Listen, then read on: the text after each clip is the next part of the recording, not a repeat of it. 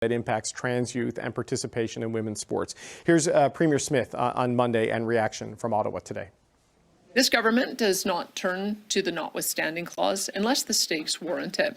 By invoking it, we're keeping these decisions in the hands of those who are directly accountable to Albertans and ensuring these protections can move forward without further court delay or uncertainty. When you are reaching for the notwithstanding clause, what you're essentially doing is saying we're going to adopt a law without regard as to whether that law is reasonable in a free and democratic society.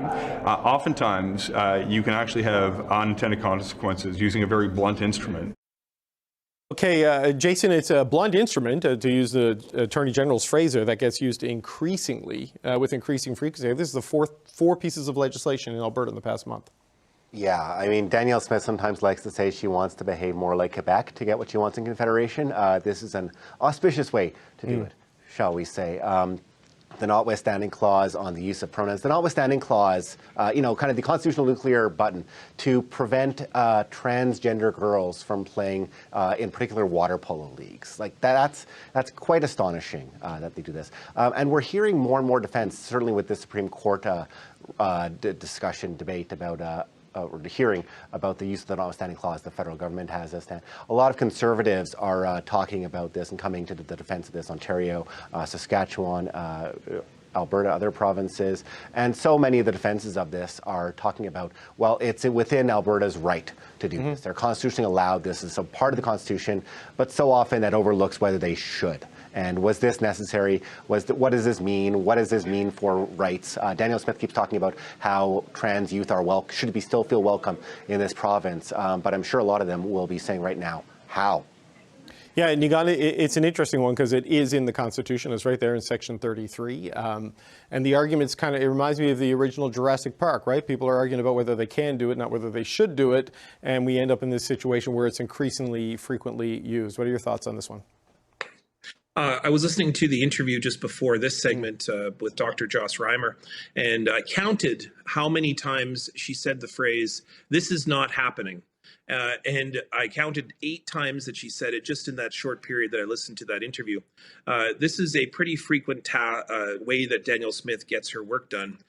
She makes up a issue that's not happening. And then on top of that creates legislation or threats of legislation to appeal to a particular segment. And in the case of what Jason spoke about just a minute ago, a convention in which she needs to really prove to her base that she's getting work done, that things are happening. And the very frequent task, as we see with our relatives to the south, that using the issue of transgender kids or the threats of transgenderism upon kids is frequently used as kind of a purple people eater imagination for parents who are then caught up in the buzzwords much more so than the actions of whether this is actually happening or not. As Dr. Joss Reimer points out, this is not happening. This is not something that is en masse. This is not something, in fact, we are ignoring the major issues that transgender kids are facing and that are trying to engage and trying to help for themselves, for their own mental health and for their own family's health. We're ignoring those issues, and then we're talking about things that are not occurring, medical experience, medical tasks that are not happening, et cetera, et cetera.